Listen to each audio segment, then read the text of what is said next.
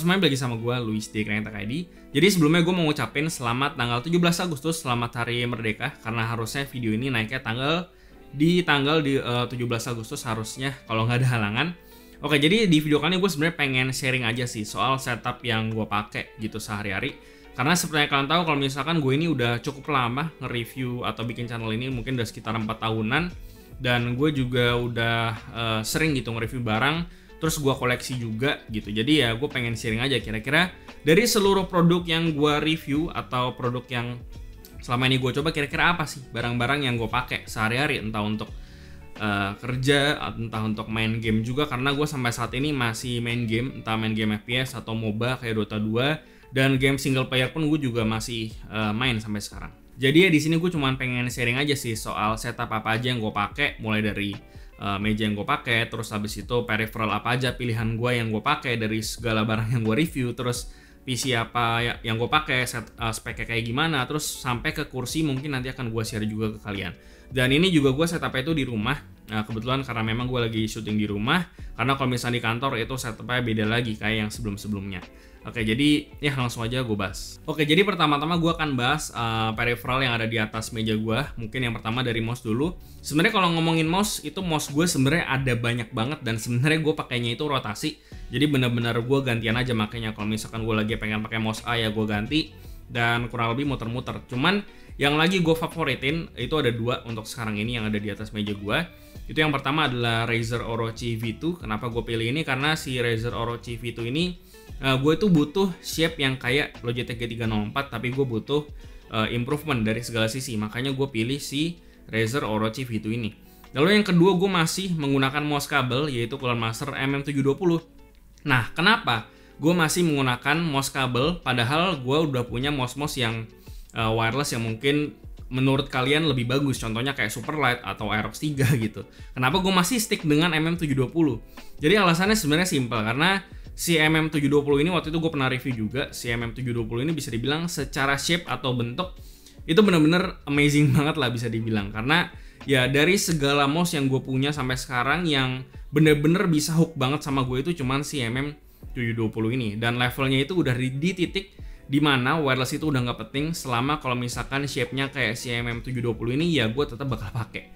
Dan gue lebih pilih si MM720 ini daripada gue pakai mouse wireless, karena gue bener-bener nyangkut banget sama shape atau bentuknya. Jadi kurang lebih seperti itu. Lalu si MM720 ini juga gue pair dengan mouse Banji dari Fantech yang harganya sekitar 100 ribuan. Dan untuk masalah performa, keduanya sama-sama bagusnya. Entah untuk main game FPS, MOBA, entah untuk kerja, semuanya gue sehari-hari pakai kedua mouse ini. Dan so far dalam jangka waktu dekat ini setidaknya si Orochi V2 sama MM720 ini adalah favorit gue. Entah mungkin kalau misalkan nanti ada rilis baru bisa jadi berganti, ya kalian lihat aja nanti.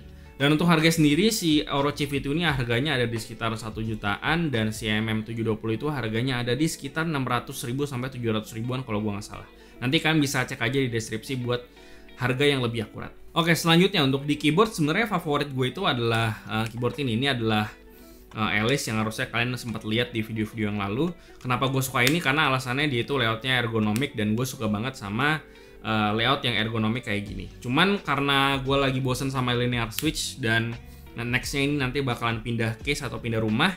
Jadi di sini gue lagi pakai Glorious GMMK Pro. Nah, Glorious GMMK Pro ini alasannya gue suka karena karena typing feel-nya aja. Dan untuk si GMMK Pro ini gue pakai Glorious Panda yang udah gue loop dengan Krytox 204. Lalu untuk stabilizernya gue pakai Cherry PCB mount yang udah gue loop dengan Permatex. Nah, sebenarnya spesifikasinya sama kayak yang kemarin udah sempet gue bahas juga di video yang lalu. Lalu buat keycap sebelumnya itu gue pakai Akoneon, cuman udah gue ganti ke IPBT Con Momo. Dan kenapa gue masih menggunakan keyboard yang menggunakan kabel? Alasannya simple, karena keyboard wireless belum ada yang tapping feel-nya seenak ini. Jadi ya buat gue setidaknya pakai kabel juga nggak masalah, karena setup gue cuman di desktop doang juga, jadi nggak perlu wireless juga nggak apa-apa.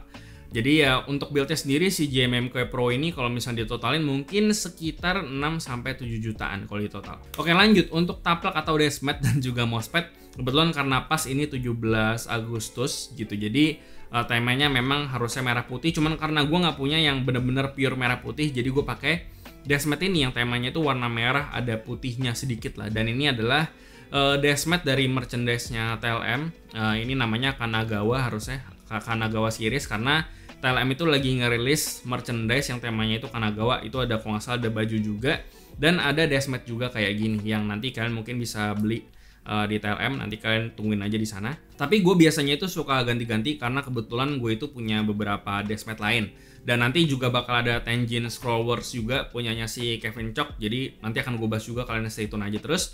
Lalu sebenarnya untuk main game itu gue nggak pakai Desmet. Di sini gue lebih pilih pakai mousepad karena Desmet itu pada dasarnya adalah taplak gitu, atau cuman buat estetik doang, bukan buat performance atau buat main game. Jadi kalau misalkan Desmet gue pakai untuk main game, gue takutnya nanti surface-nya bakalan rusak lama-kelamaan atau warnanya bakal bisa berubah. Jadi gue lebih pilih untuk menggunakan mousepad gaming aja gitu. Dan mousepad gaming yang sering gue pakai di sini adalah Zowie GTFX dan juga Phanteks Zero G yang waktu itu sempat gue bahas. Karena alasannya kedua mousepad ini punya surface yang bagus untuk main game dan dia bahannya juga awet. Lalu untuk main game FPS segala macam ini lebih oke lah dibandingkan pakai Desmet kayak gini. Jadi gue biasanya itu tiban si Zowie GTFX maupun Zero G-nya ke atas Desmet supaya gue bisa pakai sambil main. Oke, lanjut ke audio setup. Mungkin ini bakal jadi pembahasan yang lebih panjang dibandingkan dengan peripheral lainnya. Jadi kalau headphone atau headset itu gue pakai 3 dan masing-masing tiga-tiganya ini punya fungsinya masing-masing. Kalau untuk kerja itu gue biasanya pakai Audio Technica M40X. Ini harganya kalau nggak salah sekitar 1 jutaan. Dan ini headphone udah gue pakai mungkin kurang lebih sekitar 4 tahun kalau nggak salah dari sejak channel ini gue bangun gitu. Jadi ini udah umurnya ya sekitar segitu 3-4 tahun dan ini udah gue modifikasi internal dampenernya supaya dengarnya lebih nyaman. Terus padnya juga udah gue ganti ke brand Wolf Sheepskin gitu. Dan ya overall untuk headphone monitoring kalau misalkan untuk kerja gue pakai headphone ini karena oke. Dan gue juga belum berencana untuk upgrade karena kalau misalkan upgrade naiknya harus melesat tinggi gitu ya. Jadi ya gue belum berencana ganti juga karena ini masih oke, umurnya udah panjang. Dan bahkan padnya itu udah gue ganti sekitar 2-3 kali. Yang bahkan kalau misalnya ditotalin harga padnya doang yang udah gue ganti di sini, itu udah bisa beli satu lagi ini gitu. Jadi ya overall ini masih oke, enak gue pakai sampai sekarang dan cukup awet juga ternyata di gue setidaknya. Dan lanjut untuk ke headset gaming. Untuk headset gaming di sini gue masih menggunakan the one and only Cooler Master MH752. Yang dimana alasannya simple karena sound quality dan juga comfortnya itu sebagus itu. Dan headset ini ya udah kurang lebih gue pakai dari sejak headset ini rilis. Dan sejak 3 tahun mungkin sejak si headset ini rilis masih belum ada tandingannya sampai sekarang. Meskipun udah banyak headset yang lebih baru yang harganya lebih mahal, so far ini yang menurut gue adalah the king lah menurut gue. Dan harganya juga murah dibandingkan dengan headset gaming lainnya, itu cuma sekitar 1,2 juta gitu. Dan suaranya udah sebagus ini bisa dibilang. Jadi ya untuk headset gaming kalau kalian nanya ke gue apakah masih recommended, masih recommended. Dan ini masih gue pakai sekarang meskipun gue punya G Pro X, gue punya Sennheiser PC37X dan segala macam. Ya ini masih jadi juara buat gue setidaknya. Dan ini masih gue pakai personal untuk main game. Dan untuk musik juga masih gue pakai karena sound quality-nya juga bagus. Oke, jadi untuk headphone yang terakhir itu headphone khusus untuk dengerin musik doang. Dan pilihan gue adalah Audis LCD One. Ini 1 tahun lalu itu gue beli harganya sekitar 7 jutaan. Gue beli ini sebenarnya waktu itu ada sempat 3 pilihan untuk range harga 5-7 juta. Itu ada Sennheiser HD650, terus ada HiFiMan Sundara sama si LCD One ini. Dan waktu itu gue cobainnya ke toko karena kalau range segitu kayaknya udah nggak mungkin gue blind buy gitu. Jadi bagusnya gue coba supaya nentuin apakah bakal cocok sama telinga gue apa enggak. Dan ternyata ya gue jatuh cintanya sama si LCD One ini karena sound quality-nya tuh benar-benar amazing banget. Dan dia berhubung planar magnetic driver, suaranya tuh benar-benar bersih banget. Dan untuk lagu-lagu jazz dan pop ini benar-benar mind blowing, gila banget dah pokoknya waktu pas gue nyobain ini. Dan ya kurang lebih seperti itu. Apakah ada rencana upgrade? Sebenarnya kalau rencana upgrade kayaknya bakalan harus bener-bener jauh banget naiknya karena gue sempet research dan nyobain juga. Gue udah nemuin sebenarnya kira-kira mau upgrade kemana, cuman harganya itu udah absurd banget. Jadi kayak ya udahlah gue nikmatin ini dulu untuk sekarang. Nah, untuk ngedrive semua headphone dan juga headset yang gue pakai, di sini gue punya total ada 2 DEC/amplifier supaya suaranya lebih bersih dan lebih bagus. Yang pertama untuk headphone di sini gue pakai iFi Zendek supaya suaranya lebih bagus dan bisa ngasih full potential dari headphone yang gue coba ke sini. Lalu yang kedua untuk headset gaming di sini gue pakai gue pairnya ke EPOS Sennheiser JSX 300, itu harganya di sekitar 1,3 sampai 1,5 jutaan. Overall ini deck amplifier ini juga gue sangat recommended banget karena outputnya itu bagus, bisa dibilang bersih suaranya, dan untuk mic-nya sendiri dia juga oke, bersih dan pore juga cukup besar. Dan AFS Zendek itu tadi gue lupa sebutin harganya ada di sekitar 2 jutaan. Oke, yang terakhir masih di audio itu speaker. Di sini gue pakai speaker Edifier R1280T. Ini waktu itu gue beli kalau nggak salah harganya ada di sekitar 1 jutaan, dan dia ini gue koneksikan ke AFS Zendek supaya suaranya lebih bagus. Lalu untuk mikrofon di sini gue ada mikrofon Sade Sorvius yang kemarin gue review. Mic ini khusus gue pakai buat recording. Kemarin tuh sempat gue pakai buat recording, buat voice chat. Itu overall gue pakai si Sade Sorvius ini. Dan untuk recordingin yang sekarang itu gue pakai mikrofon Samson C01U Pro untuk recording karena suaranya lebih bagus kalau misalkan buat rekaman. Oke, lanjut untuk monitor. Di sini gue pakai monitor BenQ IX2780Q. Ini gue pakai kayaknya udah sekitar 2 tahunan. Harganya kalau nggak salah sekitar 8 apa 9 jutaan. Dia refresh rate-nya 144Hz, jadi bisa buat main game. Terus dia resolusinya 2560x1440, dan dia panelnya IPS, jadi untuk video production yang gue lakuin, color grading, edit foto segala macam, semuanya di monitor ini aman semua. Oke, lanjut ke PC gue yang ada di belakang atau mesin produksi video gue gitu. Jadi untuk PC-nya sebenarnya di sini speknya campur aduk karena gue build-nya tuh udah cukup lama banget, dan gue upgrade sedikit-sedikit. Kayak storage-nya gue upgrade, terus motherboard-nya gue update, terus VGA card-nya gue upgrade. Oke, jadi yang pertama untuk CPU-nya di sini gue pakai Ryzen 5 1600. Ini gue udah punya dari sejak Ryzen baru banget pertama kali rilis. Lalu untuk motherboard-nya ini gue pakai Aorus X470 Gaming 7. Untuk memorinya di sini gue pakai T-Force Nighthawk 2x8 totalnya 16GB yang speednya itu 3600 MHz. Lalu untuk storage di sini gue pakai lumayan banyak. Yang pertama itu gue pakai SSD NVMe yaitu WD Black SN750, itu size-nya 1 TB.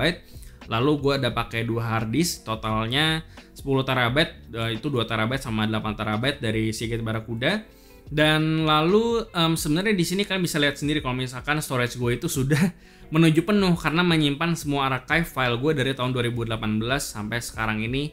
Itu isinya file-file footage video gue dari dulu, dan nggak mungkin gue hapus karena kedepannya gue pasti akan pakai file ini lagi, entah untuk revisit atau revisit konten-konten yang lalu atau gimana, pasti akan gue pakai, jadi nggak mungkin gue hapus. Dan jumlah slot yang ada di case gue itu slot hard disknya cuma 2, jadi nggak mungkin gue taruh di luar itu hard disknya. Jadi ya gue butuh solusi. Kalau misalkan kalian punya saran, kalian bisa drop aja. Sebenarnya gue masih galau juga sebenarnya. Dan sebenarnya di sini sih gue udah nemuin satu solusi gitu. Jadi kayaknya gue berencana bakal pakai NAS juga nanti untuk solusi storage ini, karena kalau di NAS enak bisa di luar. Cuman ya nanti akan gue bahas di video mungkin yang berikutnya. Jadi kalian stay tune aja. Lalu untuk VGA card di sini gue pakai RTX 2080 Ti.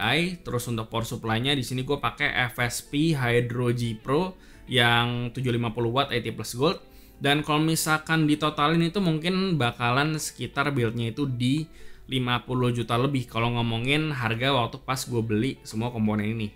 Cuman karena udah ada yang baru, tahun sudah semakin kesini ya, jadi harganya nggak mungkin sama persis kayak yang udah gue build pada waktu itu. Jadi ya kalian mungkin bisa kira-kira ini nominalnya berapa sekarang. Oke, selanjutnya untuk bagian meja di sini gue pakai tabletopnya IKEA. Ini IKEA Linman yang size-nya itu 150 x 75. Terus untuk kakinya itu gue pakai 4, itu IKEA Adils. Gue pakai di kiri 2, di tengah 1, sama di kanan ujung itu 1. Dan untuk yang sebelah kanan itu gue pakai IKEA Alex Drawer untuk jadi salah satu kaki dari tabletop Linman yang gue pakai gitu, ya, supaya lebih sturdy juga dan nggak goyang-goyang. Dan si Alex Drawer ini biasanya gue pakai untuk nyimpan barang kayak mouse atau headset atau headphone yang biasanya sering gue pakai untuk rotasi biasanya. Karena seperti yang udah gue bilang, barang gue lumayan banyak, jadi gue pakainya itu biasanya gantian. Lalu paling di atas meja gue sini ada beberapa pajangan atau ornamen-ornamen kayak lampu IKEA Tertial, terus ada IKEA VK juga, itu tanaman palsu yang ada di situ. Terus habis itu ada artisan box itu yang masih belum keisi semua. Terus habis itu ada Glorious Panda Toy, terus ada Swiss Texture buat menuhin meja gue, terus ada tempat buat naruh loop juga di sana. Jadi ya Sebenarnya sisanya pajangan-pajangan biasa aja, kalian bisa cek aja di Tokped atau dimanapun. Itu biasanya ada banyak pajangan juga lah buat ngehias meja supaya lebih rame aja gitu, biar komposisinya lebih bagus. Oke, jadi gua rasa seperti itu setup tour dari gua. Dan memang kalau misalkan dibandingkan sama yang terakhir, kalau nggak salah sekitar 1 tahun lalu, memang udah lumayan banyak berubah setup yang dulu sama yang sekarang. Dan mungkin nanti kalau misalkan ada perubahan yang major lagi, kayak pindah ruangan, pindah studio, atau beli apa gitu ya, nanti mungkin akan gua bikinin lagi setup tournya gitu. Cuman ya kita lihat aja nanti ke depannya. Dan gue rasa seperti itu aja setup tour kali ini. Seperti biasa, kalian stay tune terus untuk video yang berikutnya karena masih ada konten-konten yang menarik lagi. Dan ya gue rasa itu aja. Seperti biasa, like dan share jika video ini bermanfaat. Lalu seperti biasa, silahkan komentar di bawah soal pendapat kalian tentang konten ini. Lalu seperti biasa, follow semua sosial media kami di Facebook dan juga Instagram. Join komunitas kami juga di Discord dan juga line open chat. Semua linknya ada di deskripsi. Yang terakhir, jangan lupa untuk subscribe. Gue Luis dari Kanang TKD. Sampai jumpa di video berikutnya.